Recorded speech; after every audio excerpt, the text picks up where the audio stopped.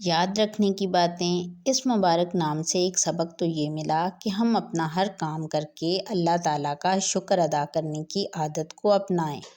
جو لوگ ہم پر احسان کریں ان کا بھی شکریہ ادا کریں، اور سب سے بڑے محسن اللہ تعالیٰ ہیں، لہٰذا ان کا ہر حکم ماننا اور حضور صلی اللہ علیہ وآلہ وسلم کے مبارک طریقوں پر چلنا، ان کا شکر ادا کرنا، والدین کی فرمانبرداری کرنا والدین کا شکر ہے، اور والدین کا شکر اللہ تعالیٰ ہی کا شکر ادا کرنا ہے۔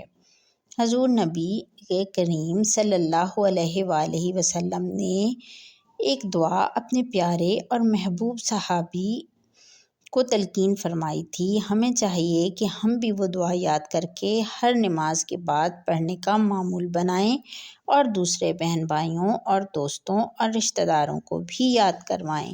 وہ دعا پیارے نبی صلی اللہ علیہ وآلہ وسلم نے حضرت معاذ بن جبل رضی اللہ عنہ کو سکھائی تھی، اور اس دعا کا ترجمہ یہ ہے: اے اللہ، تیرا ذکر کرنے میں، تیرا شکر کرنے میں اور اچھی طرح تیری عبادت کرنے میں میری مدد فرمائیے۔ آمین ثم آمین۔